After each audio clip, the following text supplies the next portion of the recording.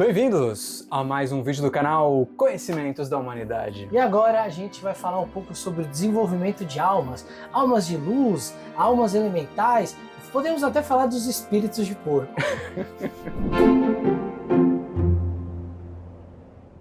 Léo, o vídeo de hoje pode carregar um pouco de polêmica. Polêmica!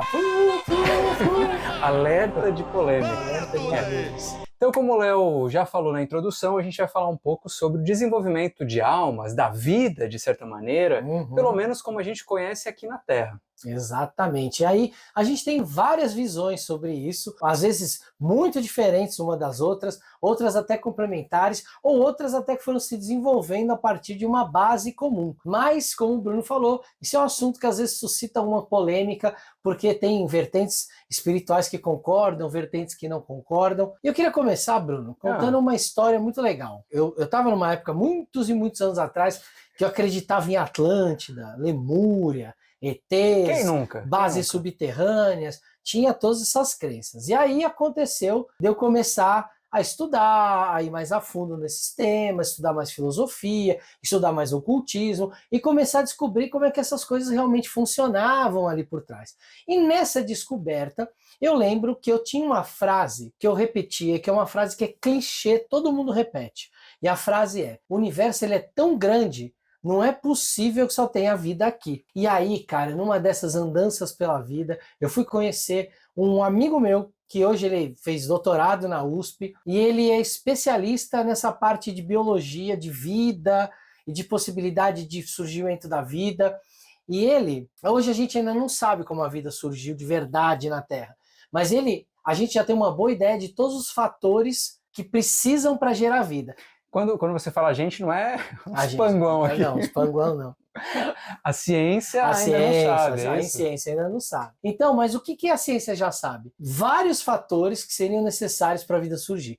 E eles são tão específicos, e são tantos e tão específicos, que a hora que eu estudei com o cara, a minha resolução foi: cara, para a vida ter acontecido aqui é quase um milagre. Porque era tão improvável e tantas coisas improváveis que foram acontecendo, se acumulando. Uma cagada astronômica. Uma cagada astronômica. Então, assim, a chance dessa cagada astronômica se repetir com tanto potencial, com tantas potencialidades, realmente é muito pequena. E aí eu comecei a pensar, talvez se exista, talvez não seja em tanta profusão quanto a gente acredita que exista. Afinal, a gente está num sistema solar, aí que tem um monte de planetas, um monte de satélites, e por enquanto a gente não achou vida em lugar nenhum. A gente desconfia que talvez ali uma lua de Júpiter possa ter um segredo ali escondido, né? A lua de Europa, talvez ali nos oceanos internos, talvez em Marte a vida já tenha ganhado ali algum aspecto, alguma coisa que a gente estava. Mas é muito difícil. Então, a gente pode estar falando, quando está falando da vida na Terra, de algo que seja único no universo. Olha aí. Rapaz,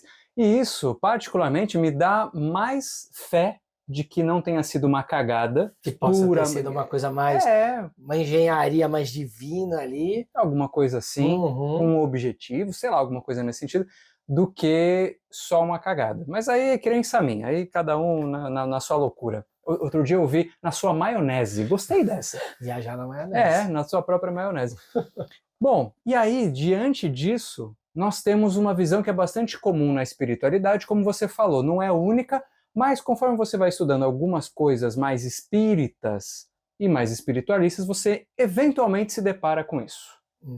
Que é a vida se desenvolvendo em fases, ou a alma, né, ou aquilo que habita o nosso corpo, ser desenvolvido em fases. E a primeira dessas fases, Léo, seria a fase mineral. Você já pode ter sido uma pedra. Exato! Alguns talvez uma preciosa, outros talvez um pedregulho. Ou talvez ainda hoje seja uma pedra, né? Então a gente sabe que dentro das características biológicas para falar o que é vida e o que não é, a gente sabe que mineral está fora. Mineral não é uma forma de vida segundo a ciência. Eu não estou falando disso, estou falando de uma visão espiritualista. Então rochas minérios, minerais como um todo, dentro de uma visão espiritualista pode ter sido a primeira forma de expressão da nossa alma. Isso não foge muito de algumas tradições. O shintoísmo acredita verdade, que tem tudo razão. tem alma e tudo é sagrado. Então a gente não precisa nem sob uma visão espírita. É. A gente tem algumas visões anímicas do mundo que olham para o mundo como se cada coisa no mundo tivesse uma alma, certo? Tem razão. Então, uma montanha teria uma alma própria. E o que é uma montanha, se não rocha? Uhum. Um tanto de minério, um monte de coisa ali, né? Mas depois, então, do mineral, nós temos o reino vegetal. Olha aí, uma plantinha. Você pode ter sido uma comigo, ninguém pode ter sido Uma uma arruda. arruda, pode ter sido uma espada de São Jorge, pode ter sido uma pimenteira, olha aí. Ou a graminha Uma graminha que o cocô do cavalo do bandido caiu. Então, a próxima etapa seria essa. Os desenvolvimentos, desde arbustos, pequenas, né, plantas mais rasteiras, até grandes árvores, né, aquela coisa que você olha por cima de uma grande floresta, você vê algumas árvores se destacam no meio de várias.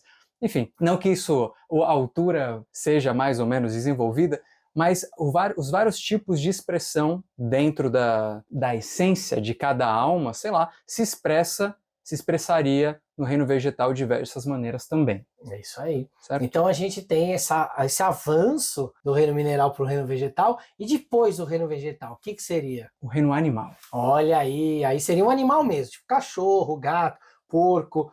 Tem umas pessoas que eu conheço que foram baratas com certeza. Outras que têm um espírito de porco Outras ainda. têm um espírito de porco, que não abandonou o espírito de porco. Talvez tenha umas aí que sejam uns leões também, umas formigas, né? Por aí. E até nessa visão, pelo menos em algumas visões, o tipo de animal também faz parte do desenvolvimento. O inseto estaria numa categoria, o aí você vai mamífero em indo, outra. né, inseto, para mamífero, para grandes mamíferos, até chegar num animal doméstico, talvez que tenha mais proximidade com o humano, e depois chegar num macaco, né? Exatamente. E, em parte, como é que... É claro que a gente está excluindo a humanidade dessa ideia de animal que a gente está colocando aqui, e aqui a gente tem também uma noção, de consciência diferente em cada nível. Então o mineral é quase como se ele não tivesse a identificação de algo como um eu, uma identificação específica. É uma rocha que pode ser uma montanha inteira, unida e coesa, estruturada, ou pequenos pedregulhos, ou até um seixo rolado no rio que está ali solto e foi passando pelo processo de ser lapidado naturalmente. Eu acho que as pessoas que foram seixo rolado nas outras vidas, elas hoje devem gostar de banheira de hidromassagem. Mesmo processo. É o mesmo processo, exatamente. Já no reino vegetal, você já tem uma expressão um pouco mais individualizada. A troca com o meio, a troca de oxigênio, gás carbônico, fotossíntese, tudo isso já está acontecendo, mas você ainda tem certas limitações que no reino animal, como o próprio deslocamento na vertical ou alguns tipos de expressão, já não são mais limitados como do reino vegetal. Não que na grama é uma coisa única que vai embora, né? Então tem muito disso. Mas no reino animal a coisa funciona diferente e começa a ter já, segundo essa visão, alguma noção de indivíduo separado dos outros. Ainda há uma noção muito forte de coletividade. Se a gente vai até dentro do simbolismo xamânico, um cardume de peixes, certos tipos de animais, você vê um coletivo sendo expresso ali. Então ainda tem muito forte isso. Mas a expressão é muito mais instintiva, mesmo nos casos em que há uma noção de individualidade. Exatamente. E aí essa visão, então, leva, depois que a gente passa do processo animal, a alma se desenvolve até chegar no mundo humano. E aí a gente chega no mundo humano, e ainda sob essa visão, ainda vão existir aspectos para essa alma ir ampliando a sua capacidade de perceber a realidade. Então nasceria com talvez um humano num lugar um pouco mais afastado, com menos pessoas, um lugar mais tranquilo, né? Ali uma visão humana ainda mais simples, para depois, com o tempo, ir se desenvolvendo para uma alma que conseguiria lidar com grandes grupos, por exemplo. Então, até independente de uma visão que existia no século XIX, no século XVIII, meio preconceituosa, de que essas almas nasciam em lugares específicos do planeta, carregando um certo racismo nisso, a ideia não era essa. A ideia era de complexidade de lidar com questões humanas.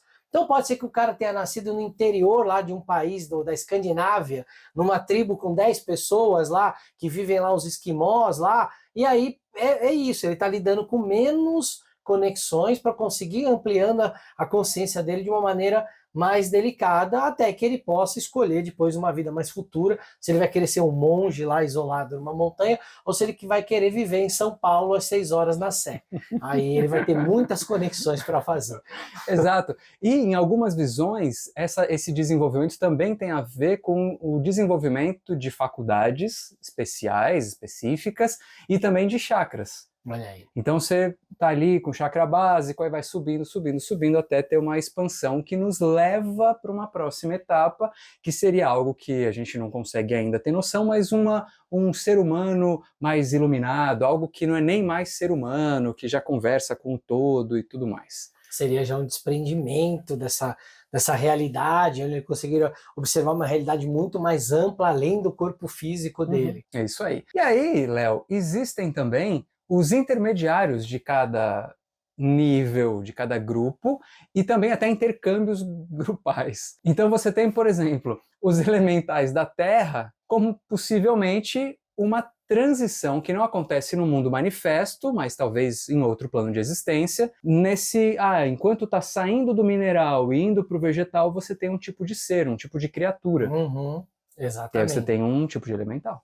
E aí você vai ter, entre essas transições elementais da terra, do ar, do fogo, da água, e aí a gente pode até ir entendendo ali que tem uma transição que vai pensando que os elementais da terra estão ligados mais a essa parte mais de rocha, aí quando você vai para as plantas, talvez os elementais ali de ar, aí depois quando você vai para os animais, um elemental mais de água, e depois quando vai para os seres humanos, um elemental mais de fogo, porque aí tem a coisa do fogo, de Prometeu, a inteligência humana, mas isso é só uma forma de ver esses elementais. Para alguns estudiosos desse assunto, como Paracelso, por exemplo, os elementais tinham um reino só deles. Então ali no meio do caminho, ali em algum lugar, estava esse reino dos elementais.